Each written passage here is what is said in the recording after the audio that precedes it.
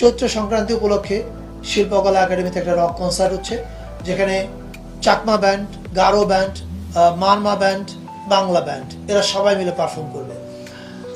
আবার চৈত্র সংক্রান্তি উপলক্ষে সোহরাওয়ার্দী উদ্যানে যে মুক্ত মঞ্চ আছে, সেখানে বাংলার বাউল এবং ফকিররা গান গাইবেন, ওদের একটা উৎসব হবে ওখানে।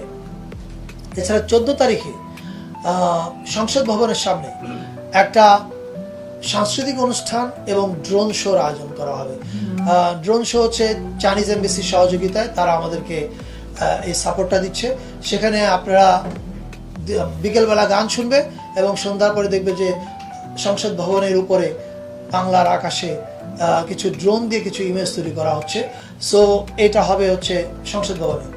এছাড়া সুরের ধারার কথা আপনারা জানতেন যে তারা লালমাটি এবং চিনমতি সম্মেলন কেন্দ্র করতো, কিন্তু এবার তারা করবে হচ্ছে ধানমন্ডি 8 নম্বরের যে রবীন্দ্র সরোবর এবং এর পার্শ্ববর্তী এরিয়াগুলো যে আছে সেখানে তাদের গানের অনুষ্ঠানও হবে এবং মেলার মতো আয়োজনও সেই জিনিসগুলো হবে। অর্থাৎ ঢাকার নানা জায়গায় উৎসব ছড়িয়ে যাবে। এছাড়া সারা দেশে আপনারা যেরকম শুনলেন যে প্রত্যেকটা জেলায় এবং প্রত্যেকটা উপজেলায় আমাদের সচিব মহোদয় বলেছে, আমি আবার রিপিট করছি, এর আগে যে সংস্কৃতি মন্ত্রণালয় থেকে যে বরাদ্দ দেওয়া হতো, আমরা সেই বরাদ্দকে এবার দ্বিগুণ করেছি প্রত্যেক জেলার জন্য এবং প্রত্যেক উপজেলার জন্য। পাশাপাশি যে জেলাগুলোতে আমাদের ভিন্ন জাতিগোষ্ঠীর ভাই বোনেরা কনসেন্ট্রেটেড, সেই জেলাগুলোতে আমাদের এই বরাদ্দের পরিমাণটা আরও বেশি হবে। সেটা কত হবে কালকের মধ্যেই মন্ত্রণালয় থেকে চিঠি দিয়ে জানানো হবে। But better late than never. আমরা যে একটা জায়গায় আসতে পেরেছি এবং আমরা যে বুঝতে পেরেছি সমাজ থেকে কোনো সংস্কৃতিকে বা কোনো জনগোষ্ঠীকে, তার আচারকে, তার রীতিনীতিকে এক্সক্লুড করাটা কোনো সমাজের জন্য মঙ্গলজনক না। এটা আমরা যে দেরিতে হলেও বুঝতে পেরেছি, এটা ভালো। এখানে হামিন ভাই যোগ করতে করতে বলেছিলেন যে এই প্রথম উনি কোনো কি বলে এই ধরনের মন্ত্রণালয় অনুষ্ঠানে ডাক পেয়েছেন 4 দশকে।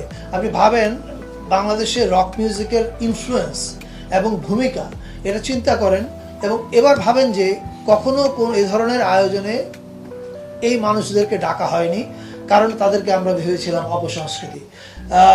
এই যে সকল সংস্কৃতিকে এক জায়গায় আনার, সংস্কৃতির সব ধারাকে, এটা আমি মনে করি যে 30 বছর আগে হওয়ার কথা ছিল, অ্যাজ আই সেড, বাট আমরা এখন করবার চেষ্টা করছি এবং আমরা বিশ্বাস করি এবারের শোভাযাত্রা যেটা চারুকলা থেকে বের হবে, সেখানে আপনারা সত্যিকার অর্থে নতুন জিনিস দেখবেন। মানে ভিজুয়ালি আপনাদের চোখেই পরিবর্তন দেখতে পাবেন অনেক। সেটা এখন আমরা ডিটেল না বলছি, ইটস এ টিজার। যারা অংশগ্রহণ করবেন তারা প্রত্যেকে নিজেরাই নিজেদের চোখে দেখতে পাবেন যে পরিবর্তনগুলো কীভাবে ঘটছে। তবে আসলেই নতুন কিছু দেখবেন, নতুন রং দেখবেন, নতুন গন্ধ পাবেন, নতুন সুর পাবেন।